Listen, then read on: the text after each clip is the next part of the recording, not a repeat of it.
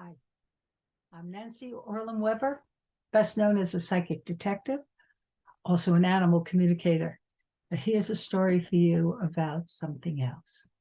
It was 1977. I'm in the middle of giving a reading to a woman, and I keep seeing right around here, off of her neck, sparks. Well, at that point, I had been in practice for 2 years. And I had seen several hundred people easily, probably more, and teaching. It was a full-time practice. Days while the kids were in school, and then afterwards when they were in bed. And I'm sitting in Peekskill, New York, in the living room. It was a small converted barn. Bedroom was upstairs. It was a converted loft part of the barn. And the kids' bunk beds were to my left, but they weren't there. So here I am, fully focused on this woman while the children were in school. And I'm sparks, sparks, sparks. What could it be?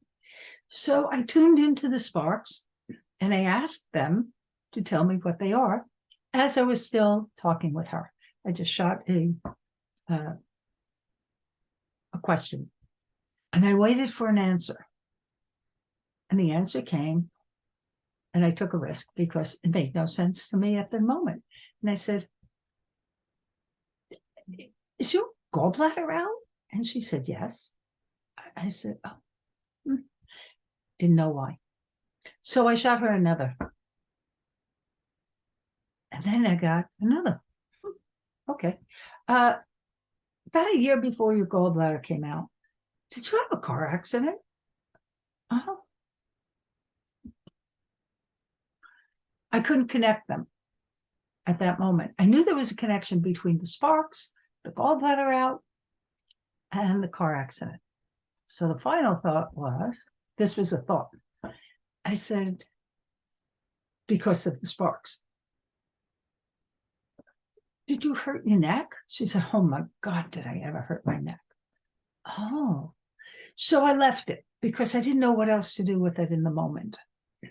I had her name, I had her phone number, so that helped. She left, and I had about a half-hour break. So I quickly called a friend who's now on the other side, several years, Dr. Edith Yerka, a wonderful parapsychologist and psychiatrist who was one of the most open people I had ever met in my life. And we became fast friends. And I said, "Edith, I need you to help me. I have a question. I don't know what to do with this." And I told her, and she said, "Oh, she injured her vagus nerve. That's what you're telling me." And I said, "She injured her vagus nerve?" Duh, that's the sparks I saw. And then it came. Now I understand what they mean by energy.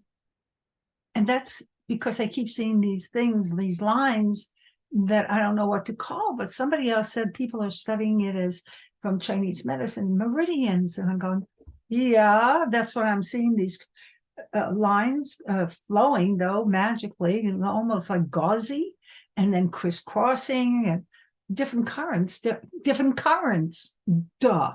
So all the lights kept popping, 1, 2, 3, and I'm going, duh, I got to put it all together. It's a puzzle I can't figure out yet. Oh my God. But I understood that the injury here to the vagus nerve, which is, it comes out through and the back, it's called the Wanderer. It is off of cervical vertebra 1, and it is the largest nerve in the body at that point, half an inch. So things like whiplash and all kinds of things, neck injuries and even head injuries, can throw the whole thing off, and boom, vagus nerve. Well, I didn't have a lot of self-help tools at that point for people or for animals.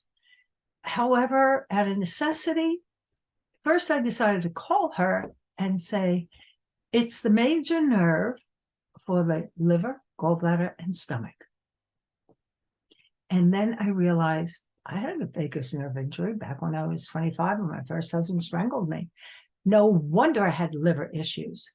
Try a lot of molds, thank God, because the liver was damaged enough, and the stuff that couldn't process came through my skin. And it all made sense. Today's world, we call it medical intuitive work or medical medium because I did some past life work with it when I saw that instead, or ancestral history came up, or who knows what. To me, it's an open door. And it's really, even though I teach on becoming a psychic detective, on becoming an animal communicator, on becoming a medical intuitive, and discovering how your own soul plays with you on this earth. They're all connected. They're not disconnected. What you find out for one can be useful for the other, right?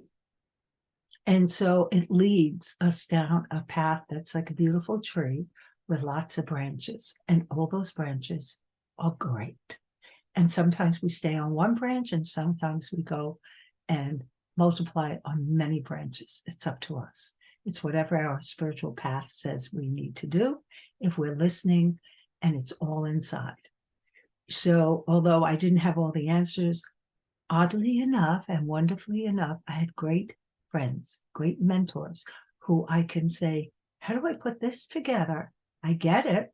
So sometimes being psychic is certainly not enough. It's how do you put it together to make a difference? And I'm here to teach that. I love passing on what I have learned from wondrous souls all over this place.